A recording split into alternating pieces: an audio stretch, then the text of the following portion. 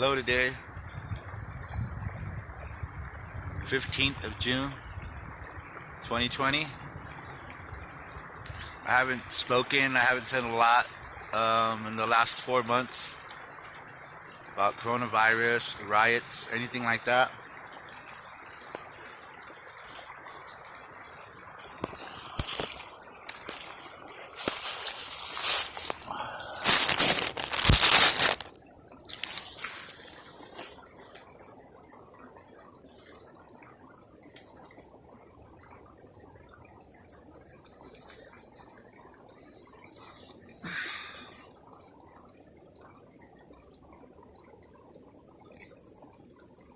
So these are my thoughts on Corona. Just want to acknowledge the forest. I'm here in the forest today. I'm near Wrightwood, California.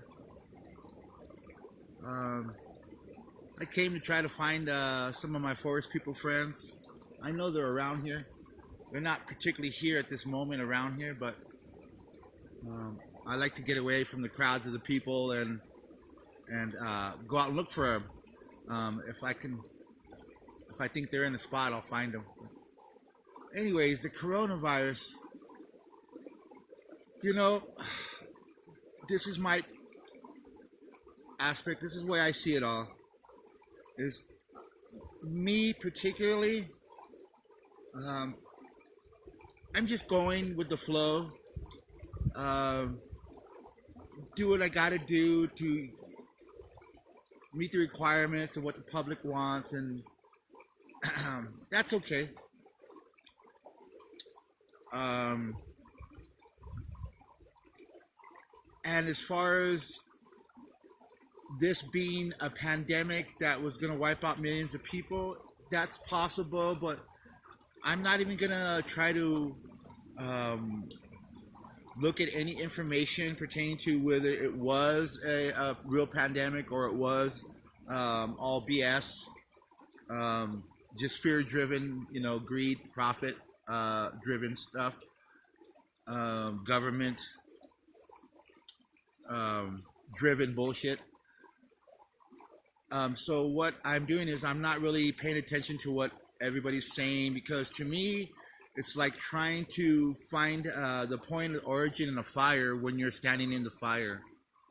So in a year from now,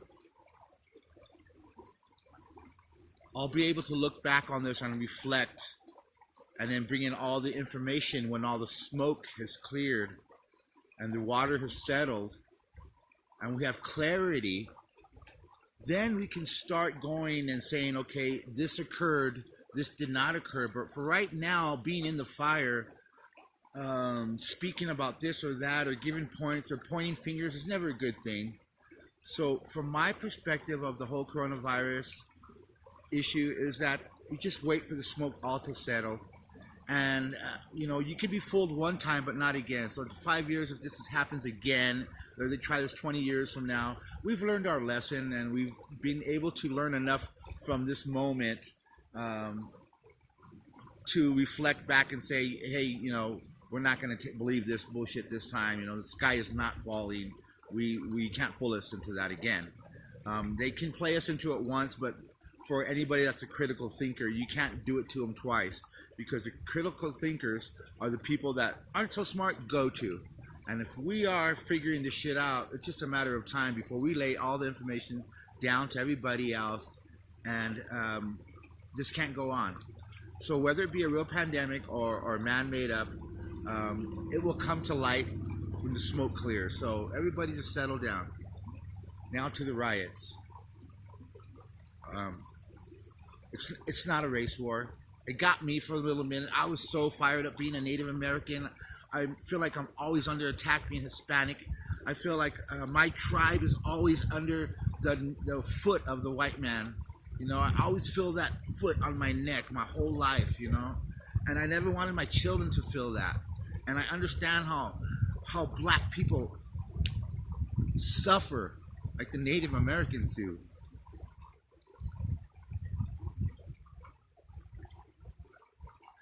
And I know it's not a race thing, because there are good and bad in all fucking races.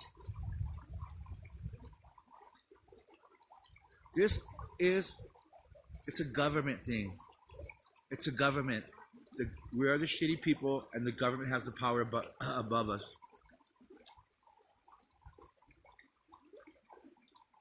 If we stand up for ourselves, the first place that we stand up for ourselves, at the bottom of this government totem pole, where we make our first stand, is with the police department. That is the bottom of the government totem pole, and that is where their hand is heavy, and that's where they keep us in check.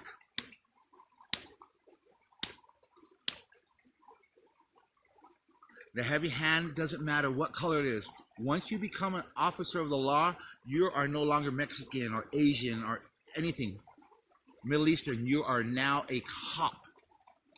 And all cops know this. Even though they are a cop, they're still a little bit on the minority side. If you're not a real white cop, you're not really in that cop loop. You always have to prove yourself to the white cops that you're going to be backing them. If you're a black cop, you always got to prove. You always got to go a little bit harder because you have to prove to your white buddies that you're backing them. But your white buddies will never accept you as them. You're always going to be on the outside. Even though you're backing that blue line, you're backing your brothers. So we got a cop thing. This isn't a problem with race. Race always going to have their problems. Right now we're facing a riot thing. It's a cop issue. It's government power allowing them to kill us. If they kill the Native Americans, they figure they can get away with doing just about anything they want. Right? So now, all American people, doesn't matter what skin color you are, we're all wearing moccasins and we all have a feather in our hat. And we're all got that boot on our neck. So instead of pointing fingers, I am the type of person that doesn't want to do that. I want to offer solutions. Because pointing fingers does nothing for anything or anybody. My solutions are to right now, immediately remove all white police officers from the force. Give them jobs, Caltrans, government works. Give them a job in city job, but remove them all from the police force. All white males, especially hostile ones that already have bad records. You have people going all over the world now, and they're known as cop auditors. They carry cameras around and they film all the cops. And it's been going on for several years now, and it's getting really big. And there are people that go and they police their cops in their town. And if they find a bad cop, they put him on blast on internet. They put out their information. They put everything about him. And that cop has a hell of a time. Well, this should happen. This shouldn't be up to the people to do this. This should be the system doing it. No, but it's the people doing it. And we're going to have to continue to do it. Because unless we continue to do it, the government's not going to change. They're going to keep killing us with their power. We have to make that change. First, we got to get rid of all the white cops. Give them a Caltrans job. Give them a public works job, service job. Fine. All new officers must have 4 years college with a minimum bachelor's associate degree in law and human resources. 2 years of human resources, 2 years of law. At that point, they can enter the academy to become an officer.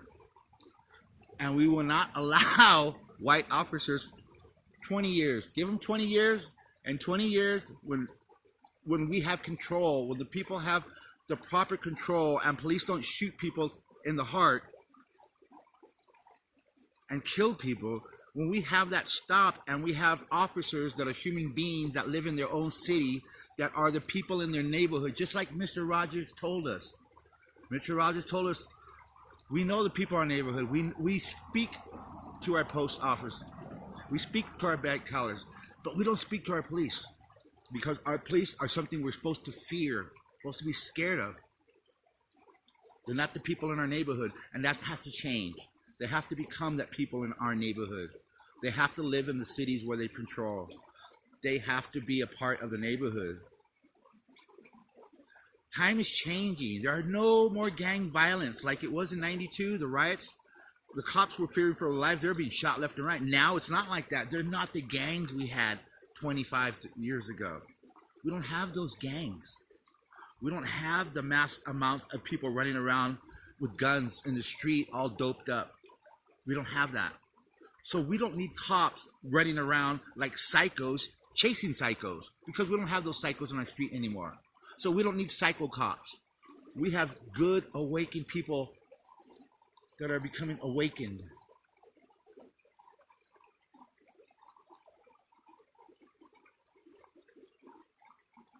We need the police to reflect that awakening that the people are having.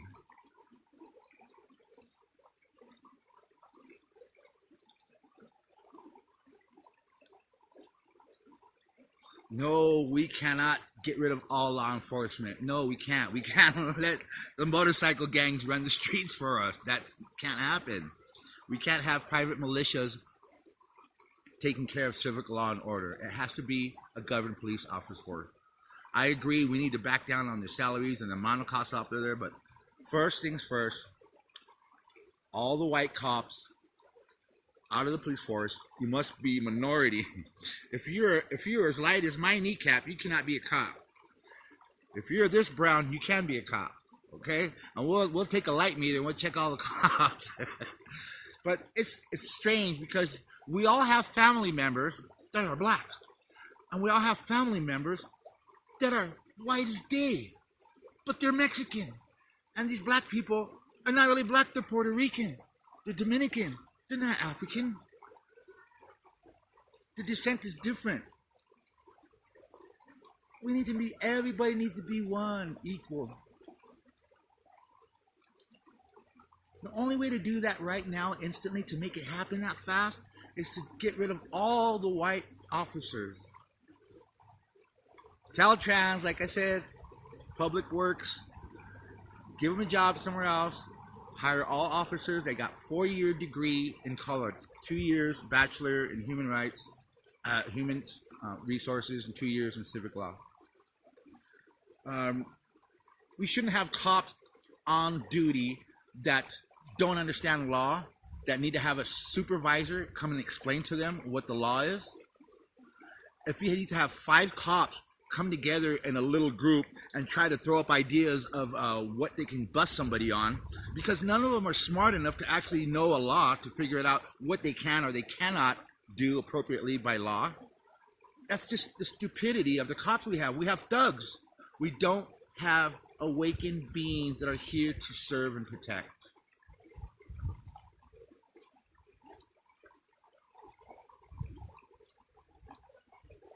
It's not about race. Not about race. It's about the authority position of the white officers, the privileged white badge. The privileged white badge. They don't care who they kill. They'll kill white people, they'll kill brown people, yellow people, they don't care. It's not a race. We all love America. We all love this country. We all love this land. But to a certain point, the pendulum is to one side. And discrimination is strong on that one side. And balance and equality is here. And the pendulum has been way out towards the white privileged side. And we're not saying that we're angry about it. But at a certain point, we need that pendulum to come back to center. To find equality for all people of all color. Right? Love. Namaste.